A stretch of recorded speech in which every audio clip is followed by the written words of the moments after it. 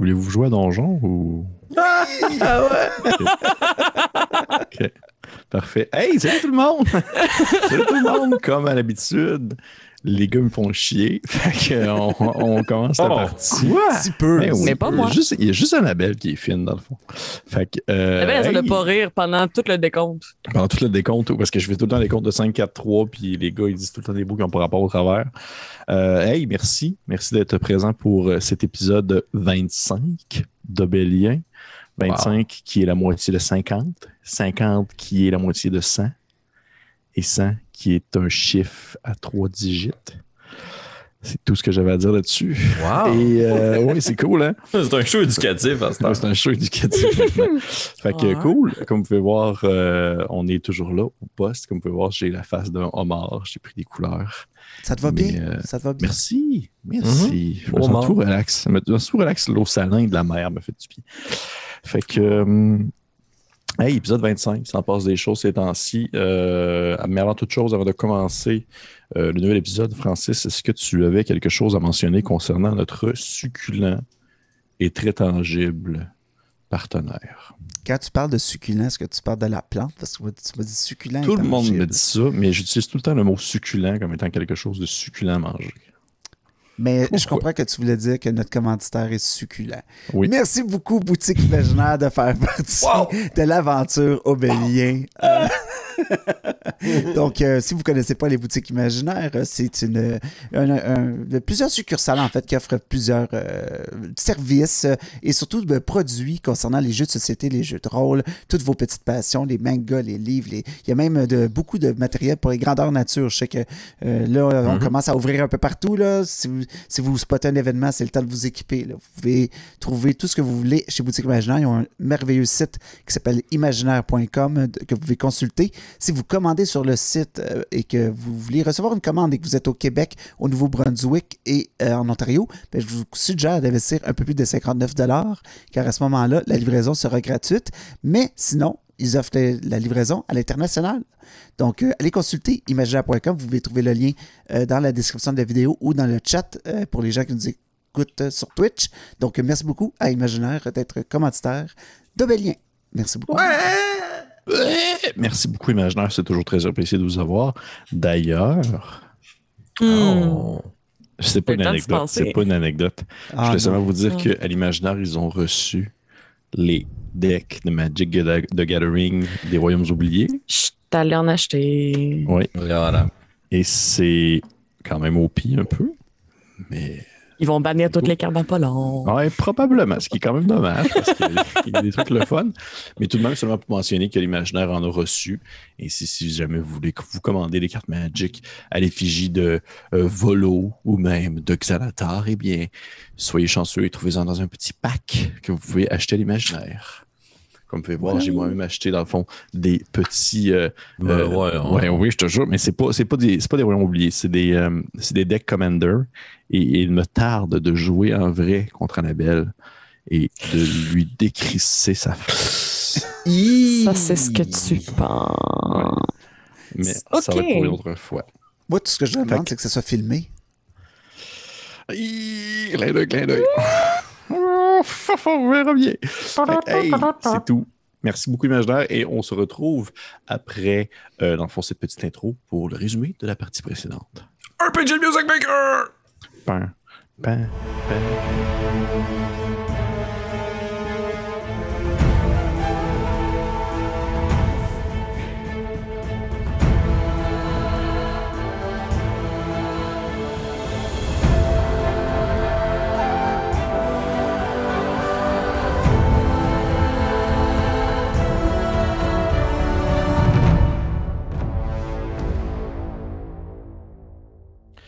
Et oui, nous sommes de retour pour cet nouvel épisode de Bélien, épisode 25. Mais avant toute chose, on va commencer avec le petit résumé de la partie précédente.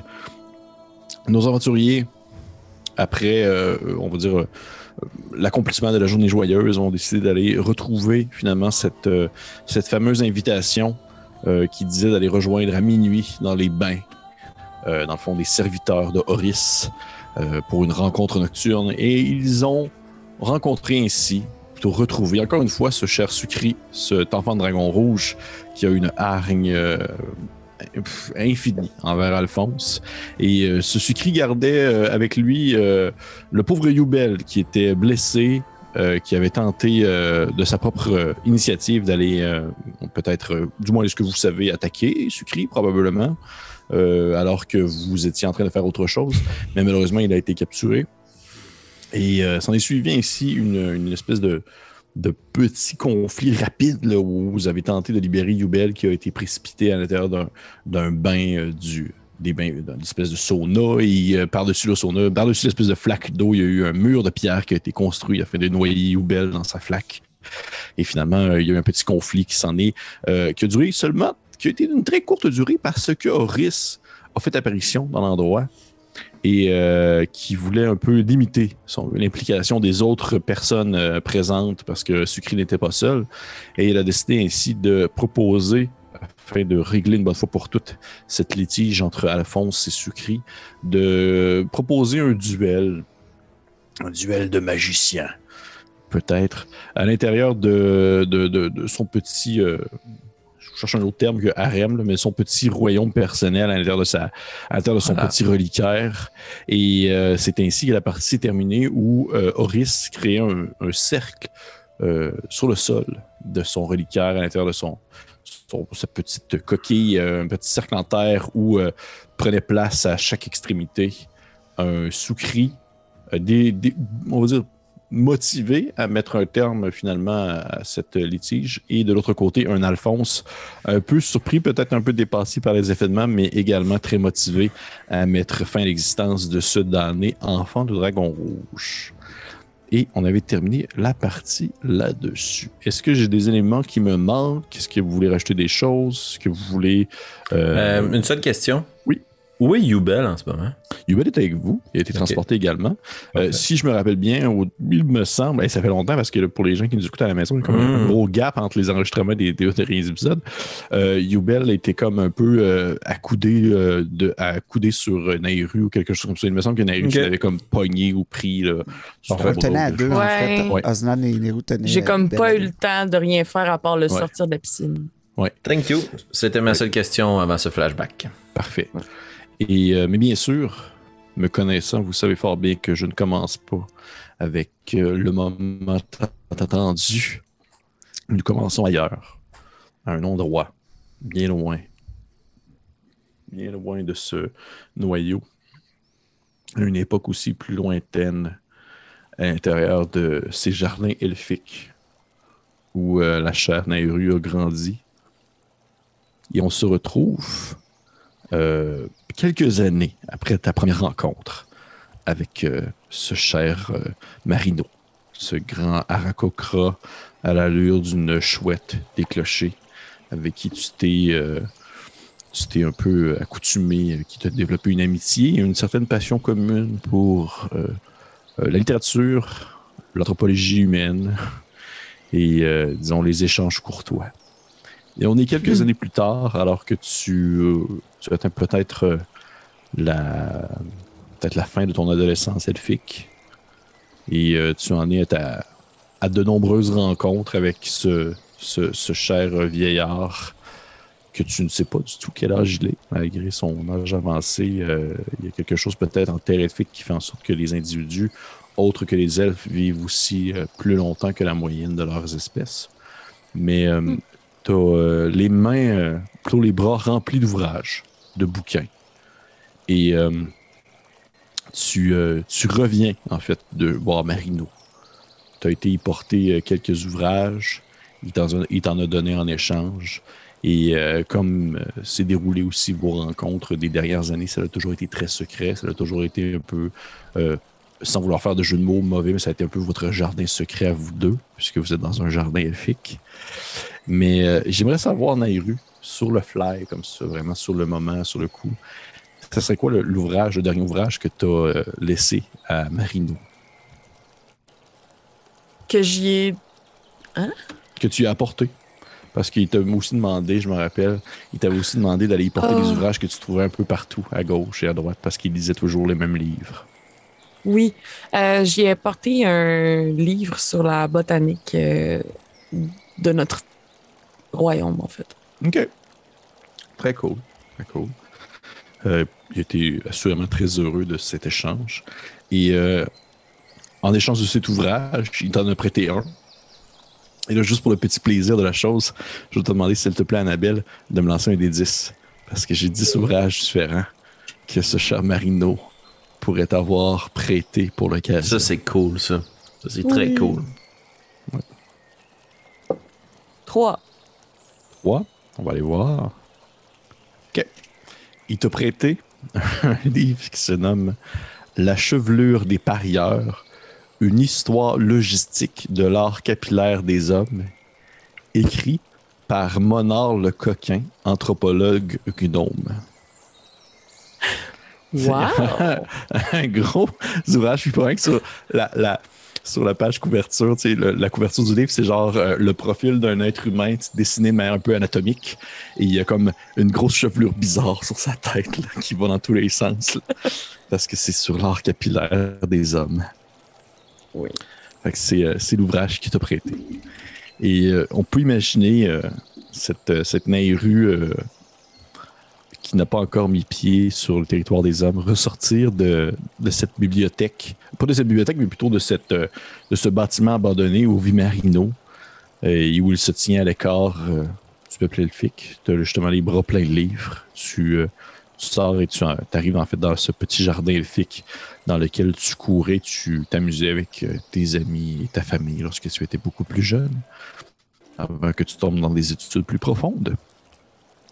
Et les bras remplis, tu commences à marcher tranquillement en direction de probablement tes appartements à l'intérieur de cette grande école prestigieuse des terres elfiques. Et alors que tu marches tranquillement, tu as l'impression d'être suivi. Qu'est-ce que tu fais? Aucune subtilité dans la vie et Nairo se retourne immédiatement. Okay. Tu te retournes et ton impression était la bonne alors que tu fais volte-face. Tu aperçois devant toi quelqu'un qui, malgré ses accoutrements, malgré le teint de sa peau, malgré son air plus sévère et malgré également son attitude un peu plus militaire, tu reconnais ainsi ce membre de ta famille, cette chère Lia, qui est ta cousine et qui était aussi une elfe solaire, qui était l'initiatrice de ton arrivée, ou plutôt de ta rencontre avec Lara Cochra. C'est elle qui t'avait poussé à aller voir ce qu'il y avait dans ce bâtiment abandonné. Et elle te regarde d'un air assez sévère, les bras croisés. Vous pouvez l'imaginer, elle ressemble énormément en termes de traits, en termes de visuel, en termes de taille, de grandeur. Vraiment, vous avez la même formologie. Vous pourriez passer pour des sœurs presque jumelles, si ce n'est justement qu'elle a choisi une toute autre voie dans son existence et qu'elle guerroie avec grand plaisir. Et lorsque tu te tournes et tu lui fais face, vos regards se croisent. Elle fronce les sourcils en baissant les yeux et en regardant la pile de livres que tu as dans tes mains. Puis elle te dit sec, assez direct. Elle te lâche un espèce de commentaire qui pourrait ressembler à un... Ça fait plusieurs fois que je te vois te promener dans les jardins, les bras remplis d'ouvrages, Nehru. Des ouvrages que je ne reconnais pas comme étant ceux que nous pouvons trouver dans la bibliothèque accessible aux élèves. Eh bien, peut-être que si tu y passais plus de temps, tu pourrais trouver ces bouquins. Shit, c'est assez snappy-snap, hein? OK. Ben non, mais là... OK, elle se penche un peu vers l'avant, elle fronce les sourcils à ton commentaire. Lorsque vous étiez plus jeune, ce genre de commentaire aurait suivi par un moment peut-être même physique où vous seriez comme battu dans l'herbe puis vous seriez punché dans la face. Mais rendu à l'âge que vous êtes plus des gamines non plus, vous êtes plus du genre non plus à aller au point rapidement. Elle fronce ses sourcils, elle se penche un peu vers l'avant Et elle commence à regarder les livres que tu as dans tes mains. Et elle essaie d'en prendre un. Est-ce que tu la laisses faire? Non. Qu'est-ce que tu fais? Tu te tasses, là, tu recules avec les ouvrages dans tes bras. Un peu. OK. Et au moment où tu te recules un peu, elle fronce les sourcils encore plus. Elle te regarde. Elle regarde en arrière d'elle, en direction du bâtiment abandonné. Et tu vois dans son regard et dans ses yeux que c'est comme si elle avait une illumination. Puis elle se retourne vers toi avec un sourire un peu plus carnassier. Puis elle te dit un espèce de... Qu'est-ce qu'il y a au fait dans ce vieux bâtiment abandonné que nous croyons hanté lorsque nous étions plus jeunes? J'ai l'impression de peut-être t'y aventurer à quelques occasions. Est-ce qu'il y aurait un quelconque fantôme avec qui tu discutes au quotidien? Mais quel âge as-tu pour croire à ce genre d'histoire? Non, j'y vais simplement parce que je suis seule et que je ne me fais pas embêter et poser 1001 questions sur ce que je lis à chaque fois. Donc, je présume que ça ne te dérangerait pas si j'y allais faire un tour. Non? Okay. C'est sûr qu'elle lève la tête un peu. Puis malgré les années qui passent, malgré le fait que vous avez vieilli, les elfes demeurent un peuple très superstitieux de leurs croyances. Et t'as presque l'impression qu'elle a une hésitation du fait que peut-être que ce bâtiment-là est réellement hanté. Elle est comme pas trop sûre de cette affirmation qu'elle a soulevée. Elle se tourne vers toi, elle se tourne vers le bâtiment, elle se retourne vers toi, puis elle te dit qu'est-ce que tu comptes y trouver à force de te plonger la tête dans ces vieux suffrages qui parlent des hommes? Je veux dire, t'intéresser à une espèce qui va disparaître en un coup de vent dans quelques centaines d'années? Ça serait comme porter son attention sur une colonie de fourmis que tu sais qui va disparaître d'ici 10 ans. Et pourquoi portons-nous notre attention sur des papillons, sur des mouches? Pour la même raison. Certains font des études sur des animaux, sur des espèces tellement éphémères, mais nous devons quand même en apprendre sur elles. N'avez-vous pas une curiosité quelconque sur n'importe quoi autour de vous à part vous-même? Tu vois qu'elle fronce les sourcils un peu. On dirait qu'elle a juste les sourcils froncés depuis le début, là, mais là, ça... Elle a vraiment comme le front plié, là, de... Je sais pas si c'est de la colère ou si c'est juste son air habituel, là. Puis... Elle prend son... Tu vois qu'elle a à sa taille une espèce d'épée très fine qui est comme de manufacture elfique. Mais ce n'est pas pour comme te menacer ou t'attaquer. Loin de là, tu demeures tout de même sa cousine. Là. Mais elle prend l'épée fine à sa taille, elle se tourne et elle marche en direction du bâtiment abandonné.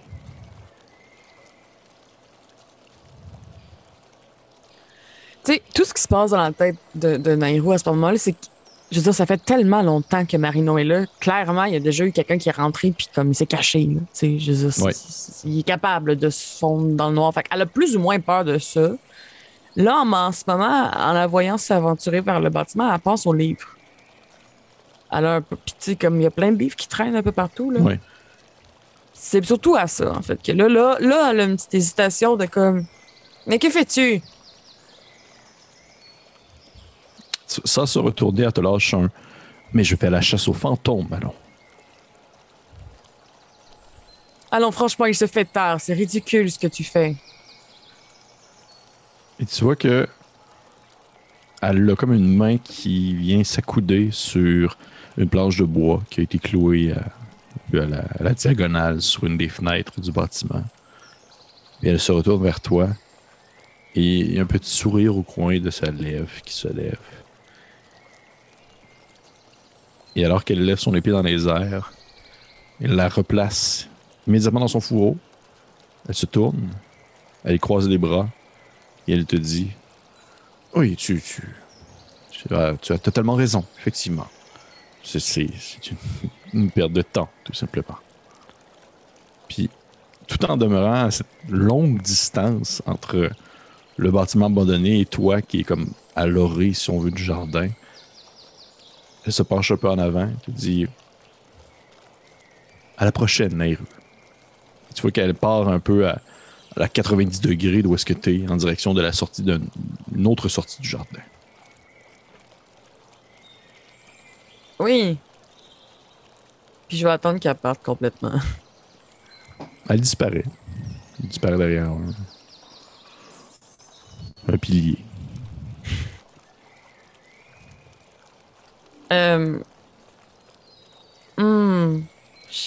Non, je vais y aller. J'ai fini. C'est fini. Bye. Tu s'en vas, tu quittes. Et on a peut-être un peu de temps qui passe alors que c'est la nuit. Dans ta chambre tu loges en fait à l'intérieur de cette grande école qui est un peu l'endroit où passent 95% des elfes lorsqu'ils sont en apprentissage. Et un bruit peut-être un peu pas du boucan, vraiment plus des discussions enflammées te font lever de ton lit alors que tu portes un regard en direction de la fenêtre ouverte à ta chambre et tu peux apercevoir plusieurs elfes qui n'ont pas de lanterne à la main parce qu'ils voient la nuit, mais plusieurs elfes habillés surtout un peu en mode presque éclaireur, entourer le bâtiment où se trouve Marino.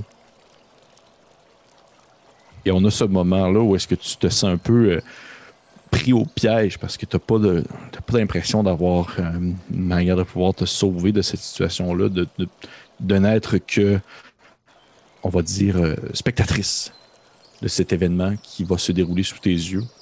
Et on revoit ce même regard qui t'habite lorsque on se retrouve à l'intérieur du bâtiment, plutôt de la demeure de Horis.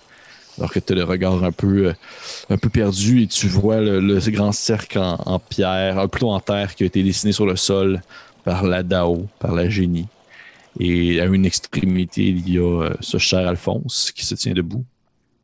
Et de l'autre côté, bien sûr, Sucri, de sa main un peu en espèce de d'arpon et prêt à en découdre avec son adversaire. Et on reprend ici la partie à ce moment, dans cette transition très smooth que je suis vraiment content d'avoir été capable de la pousser. C'est excellent. Et t'es là, Alphonse, à l'extrémité du cercle. Je vous rappelle un peu, vous êtes à l'intérieur du reliquaire de la Dao. Mm-hmm. Autour de vous, il y a des cristaux qui sortent des murs de pierre et de terre qui s'illuminent de différentes couleurs à chaque fois que celle-ci ouvre la bouche pour parler. Il y a des grands coussins tissés d'une valeur inestimable qui tapissent le sol à gauche et à droite. Vous pouvez vous coucher dessus, vous asseoir sans problème. Ça fait l'effet d'un lit, mais aussi d'un chemin presque. Et elle trône sur son gigantesque coussin où elle est... je ne savais pas trop si elle est assise ou si elle est debout, vu, on va dire, le bas de son corps qui est inexistant presque. Et je rappelle qu'elle est là dans sa grande stature, de ses vêtements très amples, d'un espèce de rouge qui tire un peu sur le jaune à certains endroits, sa peau très terreuse, le regard aussi de couleur de soufre, les cheveux très longs à l'arrière. Elle a les bras croisés, l'air aussi neutre et sans expression qu'elle a toujours eu depuis que vous la connaissez. Vous tenez, toi, Nairu, ainsi que Osnan, Youbel, un peu sur vous l'accoudez, vous le tenez bien alors que ce dernier crache un peu de sang sur le sol. Il est hors de danger dans le sens qu'il ne va pas mourir au bout de son sang maintenant que vous l'avez, là. Mais bien sûr, il n'est pas en état de faire quoi que ce soit de pertinent vu la situation. Alphonse, est-ce que tu fais quelque chose de particulier avant que débute cette espèce de duel? Je marche vers le cercle. Il y a un grand cercle, la façon dont je l'imagine. Oui, il y a un grand cercle en terre. Je marche en direction du cercle, puis j'enlève mon pardessus de cuir pour révéler une chemise assez De bonne qualité, de bonne facture, dont je roule les manches, puis je dévoile mes petits bras rachitiques, longs, pas de poils, tout maigre. Puis à mi-chemin, je lève la main. Ah, Osnan, je n'ai malheureusement pas d'arme pour me défendre. Pourriez-vous me prêter votre marteau, je vous prie? Oui, bien sûr. Puis je vais te donner mon maul. Seigneur, la seule arme que t'as. Non, mais attends. Je crois que ceci devrait mieux vous faire. Puis je vais sortir. J'ai un cimetière que j'avais. Je vais mettre la main sur ta main tandis que tu t'en vas à ta ceinture.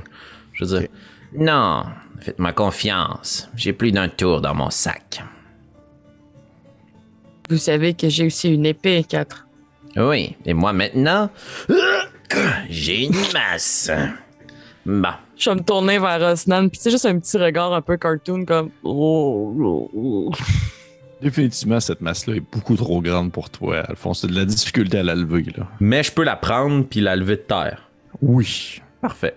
C'est mon objectif. Je vais la traîner avec moi jusqu'à mon lieu de départ dans ce cercle. J'ai ma petite main spectrale qui est toujours avec moi. Puis tu sais, on s'était laissé sur lors de la dernière partie sur la question, est-ce que le 3, dans sa forme squelettique que j'ai invoqué, est toujours là ou non? Puis en y réfléchissant bien, en changeant d'univers et tout comme ça, fort probablement qu'il n'est plus là. Il a fait ce qu'il avait à faire. Il m'a défendu sur le lieu. Mais j'ai encore ma petite main spectrale, la main de Bartimius, sur ma main gauche, puis ma main droite dans mon tombe. Puis je relis mes sorts en attendant que Sucri se place. Okay. Tu vois que Sucri se positionne à l'autre extrémité du cercle. Et lui aussi, il y a une espèce de petit moment où il commence à enlever des morceaux de linge, comme pour un peu se dévoiler. Même si c'est pas un guerrier, là. Tu vois que le gars, il est pas... c'est pas un combattant musclé comme Osnan ou même comme le Zemek que Osnan a affronté, là. Le gars, c'est un voleur avant toute chose, mais malgré tout, vous vous rendez compte qu'il est quand même très nerfé pour sa formologie. C'est un petit enfant de dragon assez musculeux qui a l'air d'être directement sur les muscles et que tout semble être un peu étiré. Et ce dernier, alors que vous l'avez toujours vu avec soit un air de mépris ou un air très heureux, joyeux, un peu à la limite hystérique, il est à ce moment présent très, très sérieux et très tourné vers la tâche. Je crois qu'il ne déloge jamais son regard sur Alphonse. Il va le fixer sans cesse avec un air presque neutre, où il prend conscience aussi que c'est un moment, on va dire, qui va être très, très définitif sur son existence, peu importe comment ça tourne, parce que non seulement il affronte, si on veut, ce qu'il considère comme étant son némésis, mais aussi il est devant le regard de la personne à qui il doit maintenant des comptes, alors qu'il jette peut-être un court regard en direction de la Dao, et tu vois qu'il se lève un peu, puis il commence à dévisser son espèce de harpon qu'il a sur sa main. Il le dévisse, puis il le met à terre. Et il le dépose à terre, puis tu vois qu'il se concentre un peu. Et vous entendez une espèce de...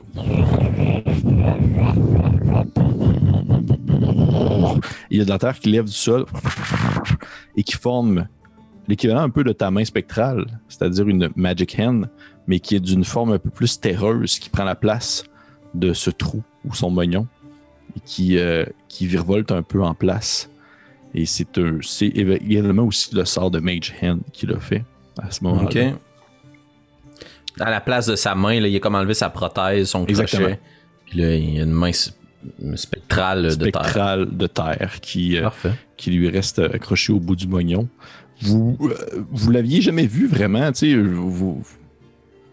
pour certains d'entre vous, ou du moins de vos connaissances en termes de magie, Sucri, de ce que vous savez de lui, c'était pas un lanceur de sorts. Non, c'est ça. Pas du tout. C'est sûr qu'il a dû se passer des choses entre le moment où vous l'avez affronté la première fois et maintenant. Et il demeure en silence encore. Il te dit rien du tout, Alphonse. Toi qu'il n'est pas du genre à vouloir te narguer ou te provoquer. Il demeure très sérieux. Et il jette un coup d'œil à la Dao, Horis. Puis il hoche la tête. Puis la Dao hoche la tête. Elle se tourne vers toi. Elle te dit, dans sa voix caverneuse, « Êtes-vous prêt, 4 ?» Y a-t-il quelques règles spéciales de votre arène que je devrais connaître avant de m'engager dans les hostilités? Je crois qu'il est nécessaire de savoir que aucune aide extérieure ne sera tolérée. C'était en jetant un regard à Osnan et Nairu.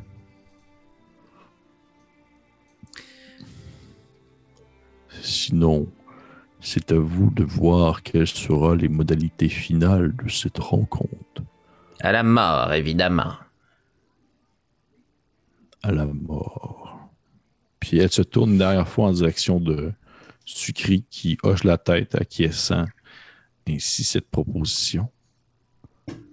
Et c'est ainsi que peut débuter ce duel de magicien.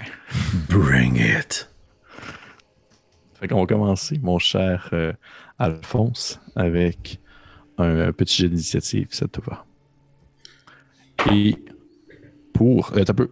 By the way, je vais te dire, Alphonse, ton jet d'initiative n'est pas décidé cette fois-ci par ta dextérité, vu le contexte qui est un duel de magie.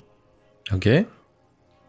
Ah, tu vois, je t'ai fait exprès, je t'ai dit que je ne l'ai pas utilisé, mais finalement, j'en utilise quand même, juste pour te coincer dans un coin. Parce que je vais chercher des règles, pas des règles optionnelles, mais des règles maison pour gérer un peu les duels magiques. Ce duel de magie, en fait, ce qui va gérer ton initiative à ce moment présent, c'est ton bonus d'arcana. Oh, oh, oh, oh, OK. J'ai 17 d'initiative. Pour le flavor, tu sais, Osnan, d'habitude, il est toujours en rage, tu sais, quand il se bat, puis il a jamais vu ça vraiment, un combat de magicien. Fait qu'il est comme vraiment... Sûrement que Yubel, il est comme à côté, mais là, Osnan, il regarde ça, puis il comprend... Déjà, il est perdu, là, puis il vous voit comme vous faire de la magie, puis... Il comprend pas vraiment Nairu ce qui est se en passe. panique, puis si tu me le permettrais, Osnan, elle prendrait ta main, genre, ça serait comme... Ben oui. Il vient faire un câlin à Osnan. Au secours. Ouais. Ah! Ça va bien aller. Tu commences, Félix. OK. Alphonse va ouvrir son livre, va plonger sa main qui est surmontée de la main spectrale de Bartiméus à l'intérieur du livre, puis va en sortir une longue phrase qu'il va prononcer en même temps. OK. Tu as commis la première erreur, celle de me barrer la route. Prisonnier, à genoux. Puis je vais y faire Tasha's Mind Whip. OK. C'est un jet de sauvegarde. Le fouet de l'esprit de Tasha. Oui. C'est un jet de sauvegarde d'intelligence de 15. OK. Au moment où tu lances ton spell, il lève sa main en pierre qui commence à s'illuminer comme s'il y avait des cristaux à l'intérieur. Et le sort que tu lances finit par disparaître dans les airs en te faisant un counter-spell ou un contre-spell, annulant ainsi ton attaque. Mes mots disparaissent, Oui. mais je les ressens quand même. OK. Avec mon action bonus, je fais rien. Puis pour le mouvement, je vais juste prendre le gros marteau lourd. Oui. C'est tout. Parfait. Soit que de son côté, il je vous rappelle bien sûr, il vient de faire un counter-spell, un contre-spell. Je sais pas c'est quoi le vrai terminologie. Contre-sort. Contre-sort. Merci. Contre-sort. Et puisqu'il a fait ceci, il ne peut pas lancer de sortilège au-delà du niveau 0. Ça peut pas être au-dessus de cantrip. Ah ouais, ok, on le joue comme ça. Dans le fond, les reaction spells, ils consument la notion de pouvoir lancer un sort. Oh oui. Ah, ok. Et tu vois qu'à ce moment-là, il lève sa main brune vers toi et celle-ci se met un peu à se dématérialiser, donnant un peu l'impression de prendre la forme d'un pic. Et plusieurs petits projectiles bruns, terreux commence à se projeter en direction vers toi. Ça part en ta direction. Et tu vois qu'il c'est pas quelqu'un qui a pratiqué, on va dire, la magie depuis nécessairement très longtemps. C'est comme s'il possédait maintenant une force qui le dépassait, qu'il prenait tranquillement à apprendre à la contrôler. Il était dépassé tout de même par ce nouveau pouvoir qui s'accumule en lui. Et ainsi, ça va être un make a range spell attack. Donne-moi juste une seconde, Pépé, avant de dire ton résultat. Je veux juste voir quelque chose. Pas de problème. Ok, parfait. Pour les gens qui sont à la maison qui réécoutent en vidéo, vous pouvez voir mon chat en background. Donc, en fait, tu vois qu'il te lance en ta direction deux espèces de rayons tournant un peu quasiment sur le rouge foncé, presque comme c'était pas du souffle, mais un peu comme c'était de la glaise qui partait en ta direction. Et c'est une manière un peu de reconnaître le sort en anglais du nom de Eldritch Blast.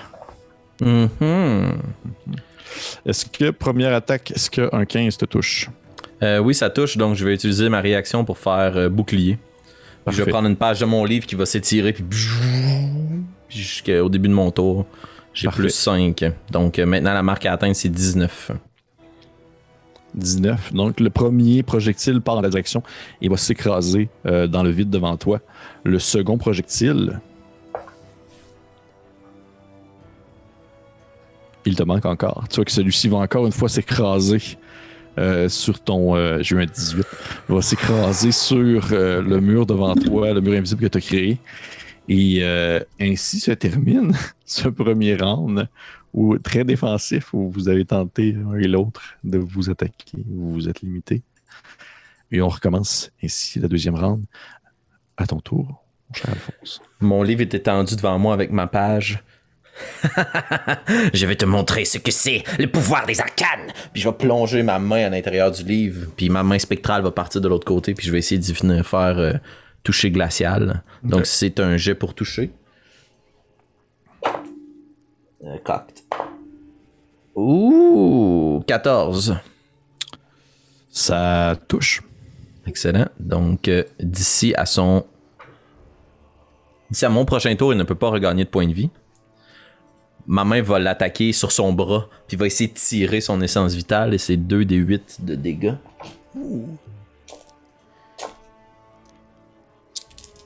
Comment? Ouh, 10 points de dégâts nécrotiques. Okay.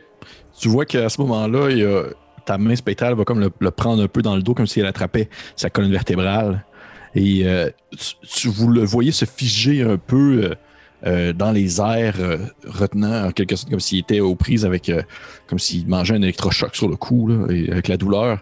Et il y a on dirait peut-être un facial qui démontre justement une incompréhension de la situation, alors qu'il se retourne un peu vers l'avant, prenant conscience qu'il a été touché par une attaque. Il relève sa tête vers toi. Et encore une fois, tu remarques qu'il n'y a pas ce regard-là de genre ouhou, on est en train de faire un duel de magie. Il est comme super focus sur qu'est-ce qui se passe là. C'en est limite étrange, ouais. vu l'individu. Et il va se relever debout. Et il va refaire un peu sensiblement la même chose à quelques différences près. Tu vois qu'il va lever sa main terreuse vers l'avant et il va comme avoir des espèces je dirais comme des piliers de terre qui vont comme se soulever du sol devant lui et qui vont créer un chemin en direction vers toi comme pour venir te frapper. Ça fait... Et ça va être 3 jets de fond d'attaque à ce moment-là. Est-ce que tu veux me dire c'est quoi le spell ou tu joues qu'on se le dit pas? Parce que dans le fond, ma question, je sais pourquoi je la pose, c'est à savoir si je fais encore bouclier en réaction, si c'est un jet d'attaque. C'est un jet d'attaque. Ok. Je peux pas le faire, c'est un jet de sauvegarde. C'est un jet d'attaque. Puis il faut que ça me touche pour que je puisse déclencher ma réaction. Ok. Parfait. Ça sera un coup critique. Ben, ça me touche. Fait que je vais le déclencher. Parfait. Ça m'amène à 19. Ça n'empêche pas que ça touche, mais au moins les 3 autres. Le deuxième te manque. Et le troisième te manque aussi. Fait que t'as un moment où est-ce que tu as été peut-être un peu surpris par voir les formations rocheuses se soulever de terre et s'en aller vers toi à une certaine distance.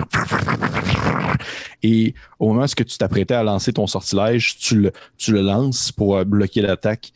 Tu sens une fissure, si on veut, dans ta défense arcanique, alors que la terre devant toi explose et laisse projeter presque comme si c'était un peu du magma qui venait se pousser sur toi. Oh. Et si c'est une description de Scorching Ray, d'une manière plus terreuse. Nice. Et tu vas Ça fait mal, ça. Oui, ça fait très mal. Tu as bien fait de bloquer les deux autres. Là. Et ainsi, tu vas te manger un.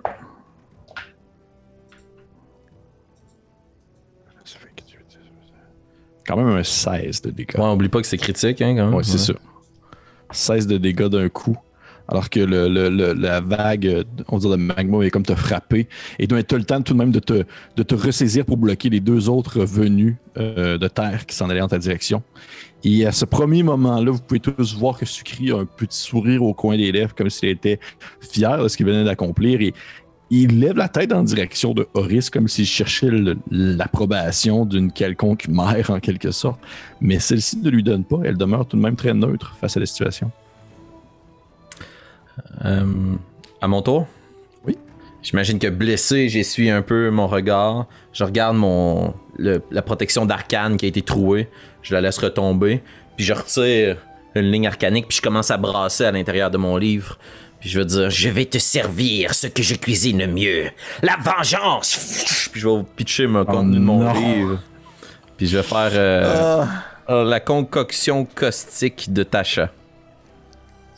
Donc c'est un... Des avantages sur des jeux de mots, là, je dirais. Vas-y. Ça s'appelle un point d'inspiration. Ouais, je fais même pas ça. Je t'agace. Donc c'est un jet de sauvegarde de dextérité. OK. Et ouais, parfait, vas-y. 15. Et 17. Ah, tout de même agile, ce petit Sucri.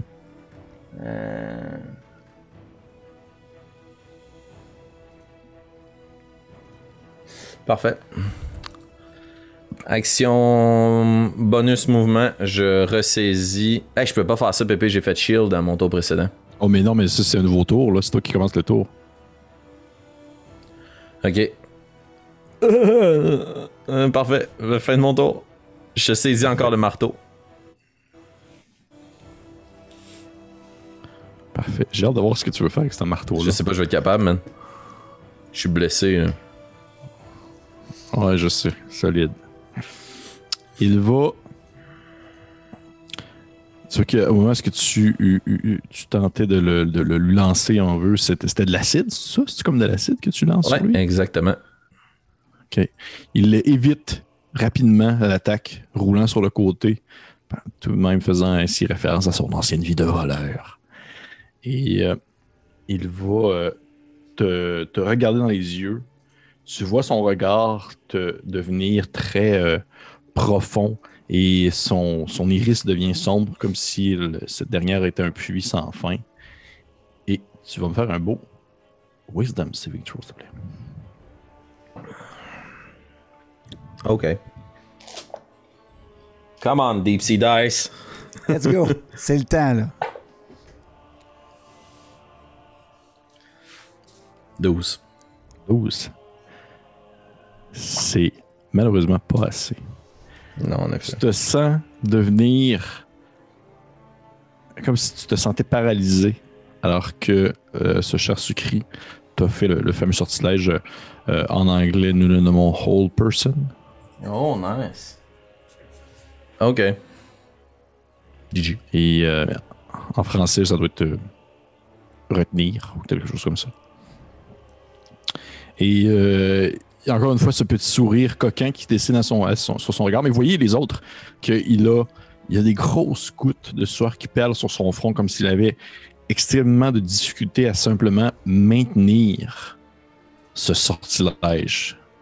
Et comme si c'était beaucoup plus fort que lui. Et il maintient tout de même son regard tourné sur Alphonse, alors que ce dernier, vous voyez Alphonse qui se met à se figer comme s'il était touché presque de catatonie debout. Là. Et ainsi, se termine son tour. Il va commencer à marcher en ta direction.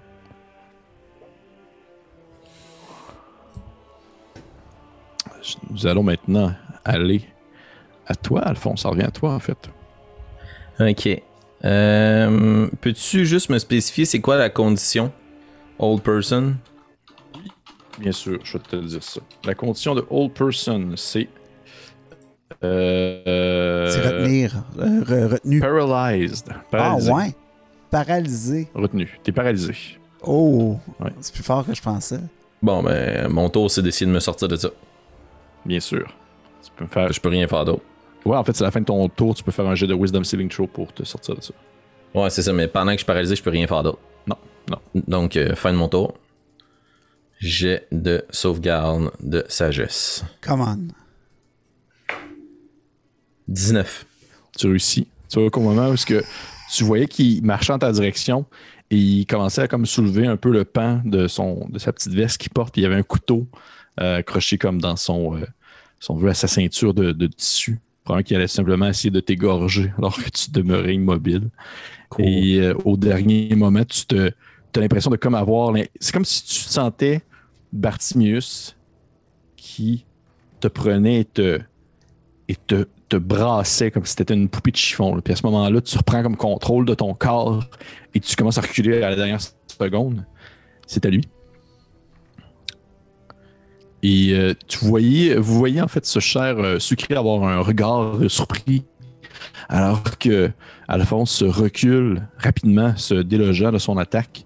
Et sous le réflexe, il va tout simplement essayer de te lancer d'autres Eldritch Blast dans la gueule, comme tout bon Warlock qui ne sait rien faire d'autre que ce sortilège.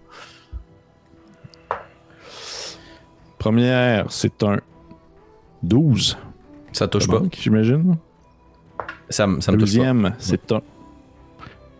Le deuxième est un 13. Est-ce que ça touche? Ça ne touche pas non plus. Oh yeah. Ça ne touche pas non plus. Donc, vous voyez 2 jets de terre partir en direction de Alphonse. Tu réussis à éviter. Tu te penches un peu. Tu sais, cette dextérité un peu présente pour éviter les coups. Et on revient à toi. Fait que là, il est juste en face de moi. Oh oui, vous êtes quasiment sur le bord de vous donner un bec. Là. Ok, je vais essayer de baptiser quelque chose. Puis si ça marche, c'est cool. Sinon, c'est de la marde. Ne vous laissez pas faire, Alphonse. Non, je lui prépare le spécial Osnan. Le poids de tes péchés va te juger. Puis je prends mon livre puis je me tape sa tête. Je vais faire Misty Step Okay. avec mon bonus action. Je vais m'envoler 30 pieds dans les airs au-dessus de lui. Ouais. Puis comme action, je vais lâcher le marteau. Oh shit! Avec le marteau dans tes mains. Oui, ok, ouais, je comprends. Ah, je comprends. Ok, cool. Je verrais ça quasiment comme un jet de Dex Saving Throw pour éviter l'attaque. À toi de voir comment tu le juges. Je vais tirer dessus. Ouais. Moi, je verrais ça comme ça. Son but, c'est d'essayer d'éviter. Toi, tu laisses ton marteau au-dessus de sa tête. Je mettrais comme niveau de difficulté ton niveau de DC de sort. Là. Ok, c'est 15. 15. Puis lui, il va essayer d'éviter le coup. Puis si jamais ça touche bien, je te donnerai comme un bonus à ta force parce qu'il y a comme une vélocité qui embarque. Le marteau, il tombe là, à une certaine vitesse. Ah ouais, c'est ça, il tombe. tombe. Il est fait dans une dent spéciale de... Oui, c'est vrai. Qui prend de la fait force. Que le marteau, il fait combien déjà? C'est 2d6, c'est ça? 2d6. Ben écoute, si ça touche, je vais te donner comme un plus 4 de dégâts. Comme si c'était comme une force 18 qui frappait dessus. Nice. Très fort. Fait que il va tenter... il y a 14, il manque, je pensais. C'est 15. C'est 15, ça qui manque. Wow. Fait que tu peux faire tes dégâts. That's it. Fait que c'est 2d6 plus 4. Looney Tunes. 2d6 plus 4. Je vois comme une espèce de... Ouais, 2d6 plus 4, je vois comme une espèce de petit symbole Acme sur le marteau. Là, ça va y exploser dans 8. Fait que tu vois que vous voyez Alphonse disparaître, réapparaître dans les airs et lâcher le marteau juste au-dessus de la tête de Sucri. Tout le monde dans la pièce, vous faites tous un peu un regard de comme pardon, qu'est-ce qui se passe? Même, tu sais, c'est probablement le moment où est-ce que vous voyez le regard de souffre de Horis comme plisser un peu genre, qu'est quoi? Et Même Yubel, s'il pouvait, il ferait comme un... Plein de sang. Personne ne comprend vraiment ce qui se passe, ni non plus le principal concerné, c'est-à-dire Sucri, alors qu'il lève la tête dans les airs à la seconde pour se manger le marteau sur le bord de la gueule. Vous voyez vraiment qu'il tente de l'éviter, mais ce dernier va comme vraiment s'écraser sur ses flancs, le faisant propulser vers l'arrière. Il tombe sur le sol. Il se relève un peu, se tenant les côtes. Vous voyez qu'il se met à cracher du sang. Difficilement, il fait... Puis il te regarde, Alphonse, puis il a un petit sourire en coin, puis il dit dans tu sais, entre deux gémissements de douleur, il clenche un espèce de petit... c'est très bien, c'est très brillant comme ce que vous faites. Moi, juste... À toi de voir comment tu le vois, mais moi, je me suis téléporté 30 pieds dans les airs. Ouais. Mais je vole pas. Non, effectivement. OK. Cool. C'est quoi les dégâts de pied déjà? Est-ce que vous les connaissez par cœur, les dégâts de chute? Ouais, je sais 1d6 par 10 pieds, je pense, mais je vais checker. Sauf les que... par 10 pieds, ça pourrait faire mal. Là. Sauf que dans le fond, mécaniquement parlant, puis je veux pas qu'on s'attarde, là, la narrative est plus importante. Là. Bonus action, je me téléporte. Action, je laisse tomber mon marteau. Mon but, je sais que j'ai un sort, puis un dernier spell slot. C'est de prendre ma réaction pour faire... Featherfall, tomber de plume. Oui. Qu'à toi de voir si je peux la prendre, vu que c'est le même tour, là, je sais pas comment ça tu le gères. Là. Ben, je vais te le laisser parce que je trouve ça très cool. Ça fait vraiment comme un espèce de gros tour vraiment étrange où, vous voyez, Alphonse qui laisse tomber son marteau, puis tranquillement, après ça, il se met à glisser vers le sol. Ben, j'ouvre mon livre, puis il y a une déferlante de plumes. Je parte en direction du sol, puis je fais juste atterrir. Je me relève sur mes pieds, puis les plumes disparaissent. Puis je suis seul devant Sucri. Ça, c'est cool, ça. C'est que il te regarde avec je te dirais presque du respect, parce que c'est très surprenant comme effet, comme ce qui vient de se passer. Là. Et il va se lève un peu debout, il te regarde, il commence à se focusser sur sa main, tu vois, sa main de pierre qui se met comme à grossir, comme s'il y avait de la terre qui s'accumulait autour. Mais tu vois que c'est simplement un leurre, alors que tu regardes sa main, sa gorge se gonfle, puis il te fait un breath de Dragonborn. Son enfant de dragon, qui fait cracher comme... Puis il y a comme du feu qui se met à sortir de la gueule en ta direction. La fameuse tricks du Dragonborn. Fait que je vais te demander un jet de dextérité, s'il te plaît. Comment? C'est ça, je suis mort là. Ok. C'est une petite flamme. Jet de sauvegarde de dextérité? Jet de sauvegarde de dextérité. 13.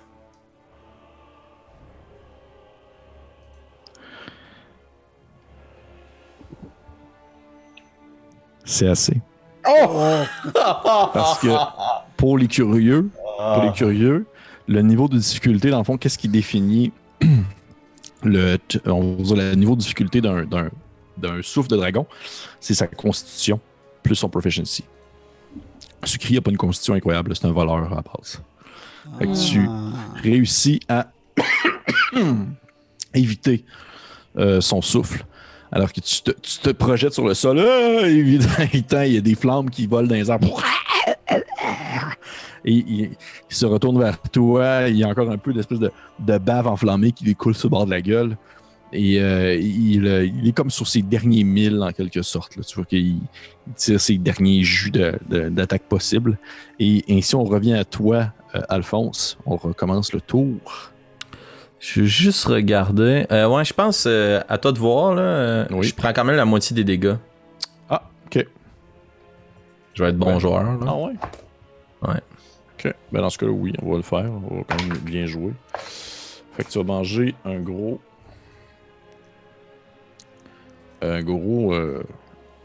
4. Ok. C'est gros 4 hein, pour Alphonse. Ben pour toi, oui, c'est gros. Ouais, ça fait beaucoup de 4 de suite, là. C'est à moi? Oui. Je vais fouiller dans je ferme mon livre. J'ouvre ma besace à ma ceinture. Tu vas avoir besoin de me rafraîchir la mémoire, DM. Je prendrais une pommade qu'on a achetée plus tôt pour me soigner.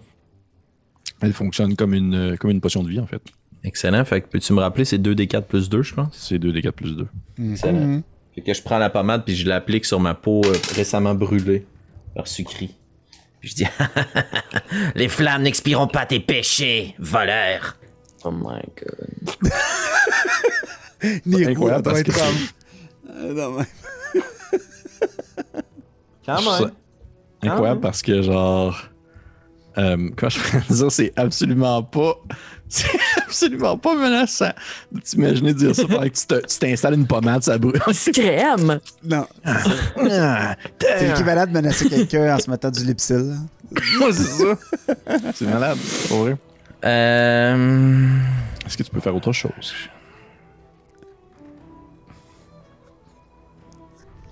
Je vais déplacer ma main spectrale en dessous de lui. Elle occupe pas d'espace. Juste comme pour finir y pogner les chevilles avec mon action bonus. OK. Est-ce que tu y pognes les chevilles vraiment ou... Ben, je peux, dans le fond, je fais juste la déplacer sur lui. Au cas où je me déplace. Ok, parfait. Je sais comme si c'est comme une attaque que je connaissais pas. Ou... Chatouille! Non, fin de mon tour. Parfait. Guili. Je me suis guéri de 7 points. Parfait. Good job.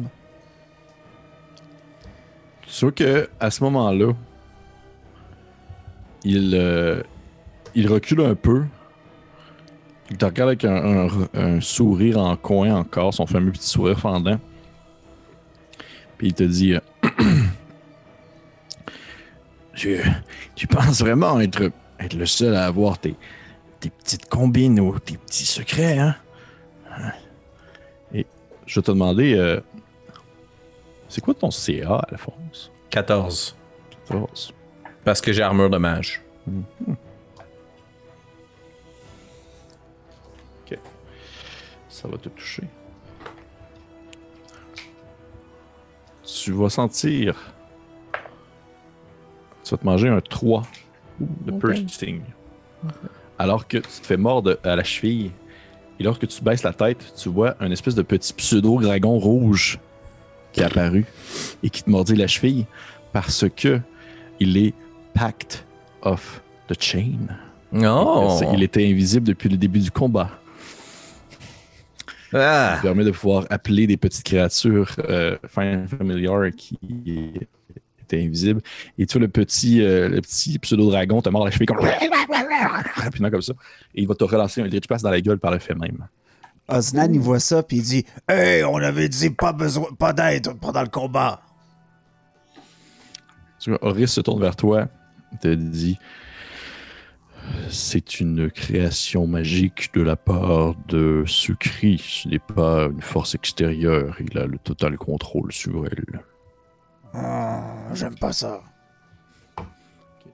Je vais resserrer un petit peu plus ta main, Alphonse. Osnan, pardon. Alphonse, t'es loin. Ouais. Qu'est-ce que tu fais dans le terrain de combat? Dis-moi donc, Alphonse, dis-moi, tu me disais que ton shield est élevé, c'est ça? Non, ben j'ai mon armure de mage, mais j'ai pas shield, j'ai pas 19, j'ai 14 de CA. Parfait. Eh bien, il te manque avec ces deux Eldritch Blast. Ces deux... Ben écoute, j'ai vraiment tiré de la batte. Il est-tu collé sur moi? Il y a toujours des avantages vu que c'est range attack, c'est pour ça qu'il... Non. Il peut coller à une certaine distance. Donc, il a quitté mon range? Oui. Est-ce que je pourrais avoir une attaque d'opportunité? Ma réaction, c'était-tu Featherfall? En fait, je t'avouerais qu'il était pas mal en dehors de ton range au moment où t'as comme atterri dans les airs alors que t'étais dans les airs puis qu'il a comme reculé. Parfait, pas de trouble. Son attaque, là. Fait que... on revient à toi. Tu vois que t'as cette créature-là qui te mord le mollet. Et devant toi, t'as encore une fois Sucri qui se tient debout, difficilement. Puis il continue à marmonner, puis tu vois qu'il dit « Oui, vas-y, Alphonse 5, mords-lui les mollets. »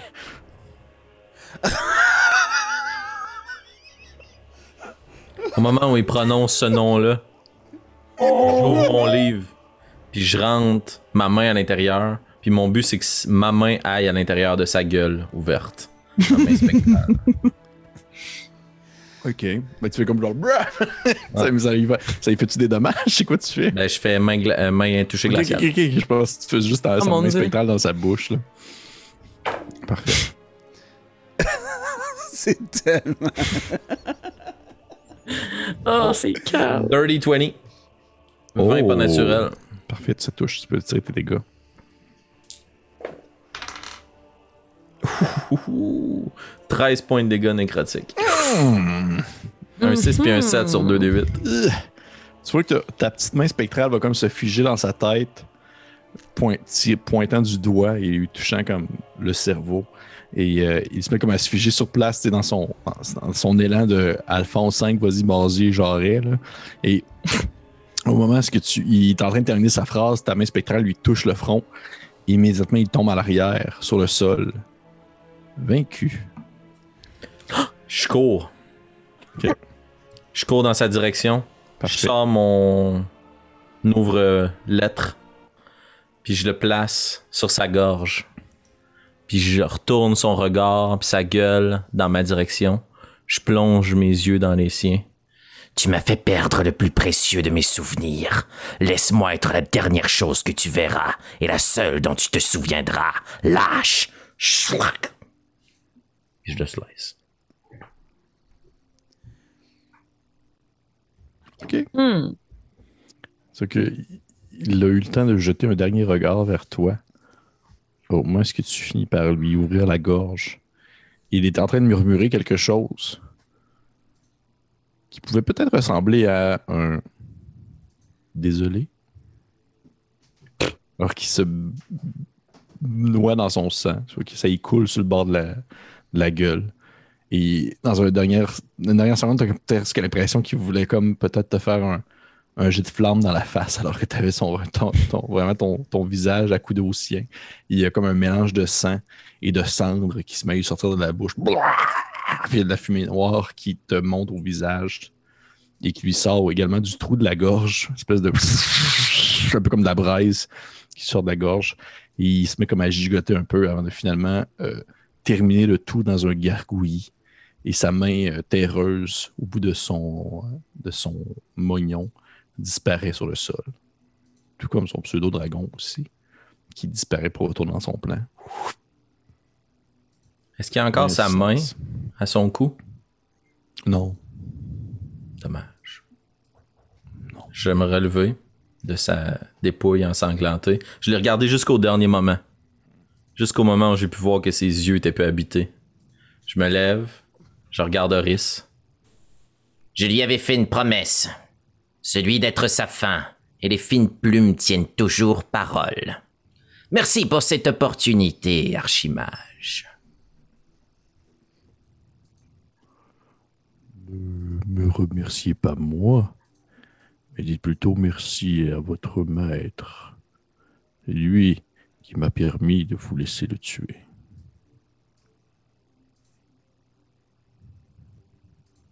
Que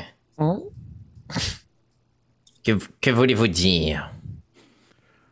En aucun cas, je n'aurais laissé un étranger mettre fin à la vie d'un de mes disciples. Non. J'ai, disons, fait une fleur à un ancien ami. Je vous en remercie. Et s'il le pouvait, et le jour où il le pourra, il vous rendra l'appareil. C'est que sur ces mots-là, ce que tu viens de dire, il y a comme un sourire qui se dessine sur son visage. C'est ce grand sourire inhumain, parce qu'il s'étire à une manière que le corps humain ne peut pas expliquer, comme si elle avait une bouche qui pourrait avaler des gens entiers. Puis elle te dit je l'espère bien. Vous voyez que c'est silencieux bizarre, là. Il y a comme le corps de sucré sur le sol. Il y a comme la flaque de sang qui commence tranquillement à s'étendre dans le sable. Il y a Yubel qui applaudit faiblement. Il est très expéditif aussi dans ses décisions. Là. C'est quelque chose qui va soutenir.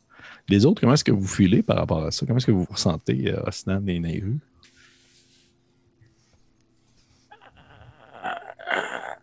De même. Écoute, beaucoup de violence. Beaucoup de violence pour Nairo en ce moment. L'achever comme ça aussi, extrêmement violent pour Nairo. Là, elle était en mode survie, puis là, elle était en mode on peut-tu s'en aller. Puis c'est un peu ça, là. Regardez Osnan, essayez peut-être de regarder un peu Oris, genre. Avons-nous terminé ce que nous avions à faire ici? Oui. De ton côté, Osnan? Osnan, il n'a jamais vu Alphonse, tu sais, dans le fond, être aussi proche au combat, tu sais, où tu es aussi impliqué, là, tu sais, il est souvent en retrait, puis tout, puis il était curieux, puis... Mais c'est sûr que l'exécution, ça... C'est pas quelque chose qui doit tant le déranger, parce qu'il a sûrement vu beaucoup de scènes comme ça dans ses jeunes années ou dans son passé. Par contre, venant de Osnan, je pense qu'il y a un certain sentiment que Alphonse est capable de faire la job quand il est temps de la faire. Puis, une espèce de respect guerrier qui s'implique, mais c'est pas nécessairement positif pour lui. C'est plus comme. Dans le fond, on est fait de la même trempe d'une certaine façon. Tu sais. Je comprends. Oui, que Nairu, tu faisais une face de genre. Peux-tu comme y aller maintenant? C'est fini. Là. Et Horis se tourne vers vous et elle vous dit une dernière chose avant que je vous laisse partir de mon royaume. Je vous conseille fortement de quitter le noyau rapidement, alors que vous venez de mettre fin à la vie d'un de mes sujets. Je me suis permis de vous laisser le faire, mais prenez pour acquis que les autres personnes, mon service ne sera pas aussi clémente envers vous, et que ça va se savoir, Alphonse. Eh bien alors, si mon nom est pour être ainsi traîné dans la boue, qu'au moins on se souvienne que c'est ce malfrat qui a commis la première faute. S'il ne nous avait pas mis en embuscade, rien de tout ceci ne se serait produit. Il y a 25 épisodes. Je vous remercie de cette mise en garde. Si vous pouviez retenir vos chiens l'espace d'un temps, cela nous serait utile. Je verrai ce que je peux faire. Puis ouais, qu'à ce moment-là, il y a comme une espèce de brume qui se met à sortir de ses coussins. Puis englober l'endroit où vous vous trouvez. Et lorsque celle-ci disparaît, vous êtes de nouveau dans les bains. Le corps de Sucri n'est pas là. Il y a une petite... Vous entendez l'eau couler tranquillement. Il y a le reliquaire de Horis sur le sol. Et il y a le petit jeune homme qui l'avait transporté la première fois, qui est toujours là avec vous et qui vous regarde d'un air surpris, prend le reliquaire et s'en va rapidement avec, disparaissant dans l'obscurité de la nuit. Qu'est-ce que vous faites? Est-ce que Yubel est en état de se tenir et de marcher? Oui. Il se tient les deux mains sur les côtes et la tête baissée, mais il marche. Les amis, ne perdons pas de temps. Allons récupérer Grimblanc et partons immédiatement. Je suis du même avis. Oui. Parfait. Donc, vous quittez ainsi les bains pour retourner jusqu'à chez Malazalcar afin de retrouver Grimblanc et votre équipement. Et on va terminer la partie là-dessus. Oh! Ouh! Il te restait combien de points de vie, Félix? Une chance, j'ai eu la potion. Il m'en restait 10. Okay. Final. Mais il y a un point, j'étais à 6 HP. J'ai eu peur. Ouais, le Scorching Ray, man, il aurait pu faire mal. Ouais. Il y a beaucoup de moments où j'aurais pu mourir violemment. Ah oui. 3 fois 2d6, là, c'est pas facile pour un machine. C'est pas d'eau. Ta chute, là, je me demandais. Ouais, mais t'as-tu le diamant? C'est ça que je me posais comme question. Non, mais on s'était entendu sur une certaine mécanique la dernière fois que nous avons parlé de revivre. Eh bien, on le verra si quelqu'un meurt. Eh oui. Qui sait? Si vous êtes curieux de savoir, je vais vous le dire avant qu'on termine cette partie. Si jamais tu avais laissé la vie à Sucri, si jamais tu avais laissé Attends, je veux pas le savoir, moi, je pense. Non? Tu peux le dire aux autres. Ah! Je veux vivre dans le... Enlève tes écouteurs. Tu fais dans le déni. Enlève tes écouteurs.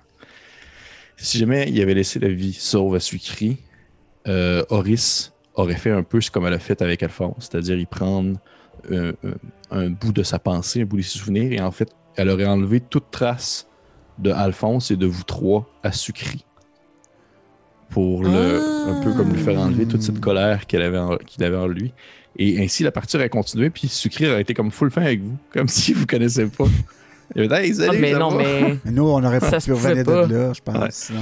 Fait que ouais, mais Nous autres, c'est oui, ça. Alphonse, non. Ouais, Non, c'est ça. C'est ça. Fait que c'est ce qu'il aurait eu si jamais il avait. Si jamais il aurait laissé Sucré en vie.